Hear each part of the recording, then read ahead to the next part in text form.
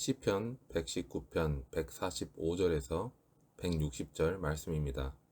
온 마음을 다하여 부르짖으니 주님 나에게 응답하여 주십시오. 내가 주님의 율례들을 굳게 지키겠습니다. 내가 주님을 불렀으니 나를 구원하여 주십시오. 내가 주님의 증거를 지키겠습니다.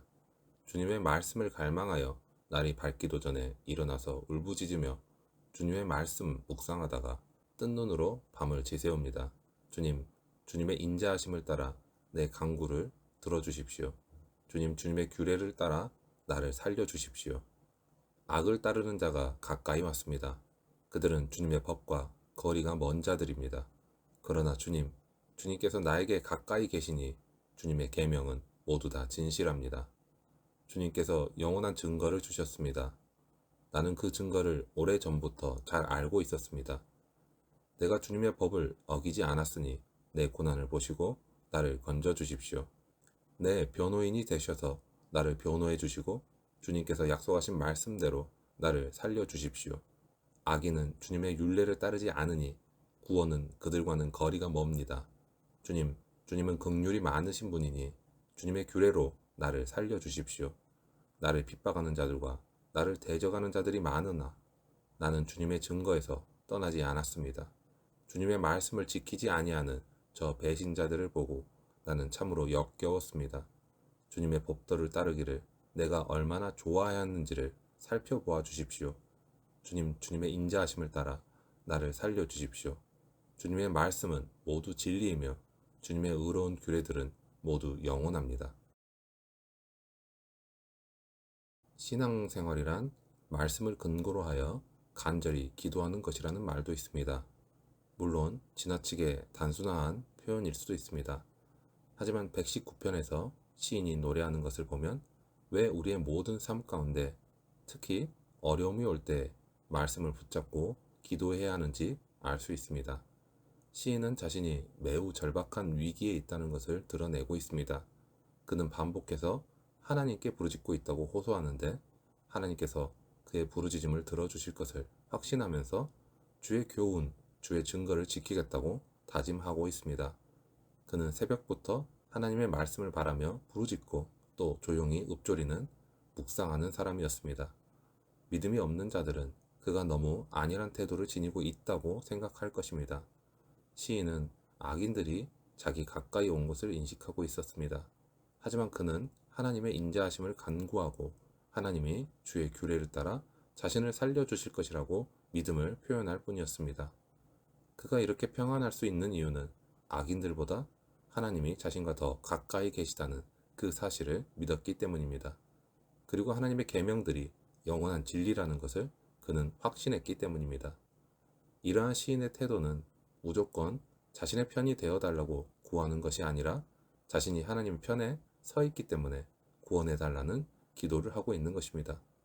그래서 시인은 하나님의 인자하심을 따라 자신의 기도를 들으시고 주의 규례를 따라 자신을 살려달라고 호소하는 것입니다. 이러한 태도는 우상 숭배자들의 기도와 하나님 자녀의 기도에서 볼 수 있는 근본적인 차이라 할 수 있습니다. 우리는 이러한 간구를 통해 하나님과의 인격적인 관계 속에서 기도와 응답이 이루어지는 영적인 원리를 발견할 수 있습니다. 말씀에 근거한 기도에 하나님께서 반드시 응답하시기 때문입니다. 본문을 묵상하다 보면 겟세마네에서 기도하시던 예수님의 모습이 떠오릅니다. 예수님은 악인들이 가까이 왔다는 것을 알고 계시면서도 피하시거나 그들에게 대항할 준비를 하지 않으시고 하나님께 기도하기를 선택하셨습니다. 불신자들의 눈으로 보면 예수님은 기도만 하고 있고 가만히 계셨기 때문에 체포당하시고 마치 패배하신 것처럼 보이겠지만 예수님은 오히려 이것을 통해 진정한 승리를 이루셨습니다. 시인의 모습을 통해 그리고 예수님의 모습을 통해 우리가 아무리 절박한 어려움 가운데 빠져 있더라도 왜 우리가 말씀을 붙잡고 기도해야 한다는 것을 깨달을 수 있습니다. 시인은 하나님께 악한 대적들 때문에 겪는 고난에서 자신을 구원해 주실 것을 간구했습니다. 자신은 하나님의 말씀을 사랑하고 어떤 상황 속에서도 하나님의 율례를 지켜 행하려고 하나 대적들은 하나님의 말씀을 지키지 않는다고 고발했습니다. 악인들은 하나님의 말씀을 구하지 않아 구원에서 멀어졌고 자신은 그런 그들로 인해 슬퍼했다고 고백합니다. 여기에서 시인은 하나님의 말씀과 멀어진 거짓된 자들을 보면서 슬퍼했다라고 하는데, 이것은 하나님의 마음과 그의 마음이 일치한다는 그 사실을 강조한 것입니다. 하나님은 하나님의 법을 떠나 범죄한 자들을 기뻐하지 않으시고 결국 멸망시키실 것입니다. 반면에 말씀을 따라 믿음으로 선을 행하는 자들은 기뻐하십니다. 시인은 하나님께서 자신의 기도를 들으시고 악인들을 심판하시고 자신을 구원해 주시는 것이 하나님의 말씀에 합당한 것임을 호소하는 것입니다. 그러나 사람이 아무리 하나님의 말씀을 사랑하고 지키려고 해도 하나님 앞에 그 행위로 완전할 수 없다는 것을 시인은 잘 알고 있었습니다. 그래서 시인은 하나님의 풍성하신 긍휼을 그 근거로 해서 구원을 호소하고 있는 것입니다. 아무리 힘쓰고 애써도 사람의 행위로는 의롭다 하심을 받을 수 없기 때문입니다.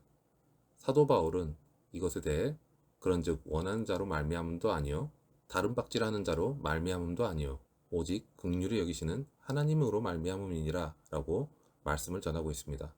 구원은 전적으로 하나님께서 주시는 긍휼의 결과입니다. 우리는 이러한 하나님의 은혜로 예수님의 대속을 통해 구원을 받았습니다. 하지만 그렇다고 모든 것이 완성된 것은 아닙니다. 예수 그리스도를 주로 시인하고 구원받은 이후의 삶과 하나님의 계획이 있습니다. 우리는 그 삶을 가지고 하나님 앞에 서야 합니다. 우리의 신앙은 천국의 문턱만 넘어가는 수준에 있어서는 안 되는 것입니다. 말씀은 꾸준히 우리에게 요구합니다. 구원에 합당하게 살아라 말씀하십니다. 우리가 만약 그리스도의 대속의 은혜를 천국 문을 통과하는 통행료 정도로만 생각한다면 그 신앙과 생각은 우리의 삶을 바꾸지 못할 것입니다. 우리가 받은 은혜는 단지 죽음 이후의 구원뿐만 아니라 지금 나를 다르게 살아가게 만드는 능력입니다. 하나님의 은혜는 만나와 같이 비추가는 것이 불가능하기 때문에 매일 매 순간 하나님의 말씀 앞에 서서 자신을 돌아보고 하나님께로 가까이 나아가야 합니다. 그런 의미에서 더욱 자신의 욕망과 필요만을 채우려는 기복신앙을 철저히 배격해야 하는 것입니다. 하나님의 말씀과 긍휼을 의지해서 오직 믿음으로 먼저 하나님의 나라와 그 의를 구해야 합니다. 그렇게 할 때 모든 필요까지 더해 주시는 하나님의 풍성한 응답을 맛보고 경험하는 성도가 될 것입니다. 오늘 본문을 통해서 우리는 두 가지를 생각해 볼 수 있습니다. 먼저 부르짖음과 응답의 관계를 통해서 자신이 지켜온 것을 무기로 삼아 하나님께 요청하는 것이 아니라 하나님의 말씀 때문에 자신이 이렇게 살 수 있다는 것에 대한 부르짖음이 있다는 것과, 그리고 말씀을 따르지 않는 사람들을 보면서 그들조차도 불쌍히 여기시는 하나님의 뜻을 통해 하나님의 은혜를 볼 수 있습니다. 그리고 그러한 하나님의 은혜를 통해 하나님의 마음과 같은 마음으로 반응하는 시인의 모습을 볼 수 있습니다. 우리는 믿지 않는 사람들에 대한 거부감이 있을 수 있지만 그들을 하나님께서 어떤 마음으로 바라보시는지 다시 한번 말씀 안에서 묵상해보는 시간을 가지면 좋겠습니다. 너무나 싫지만 불쌍해 보여서 왠지 슬픔이 느껴지는 그런 마음에서 이제는 정말로 원수를 향한 사랑으로 이어질 수 있을 것인지, 하나님께서 주시는 마음이 아니라면 불가능하다는 것을 고백하면서 하나님께 그리스도의 마음을 우리에게 주시라고 간구하는 오늘 하루가 되기를 소망합니다.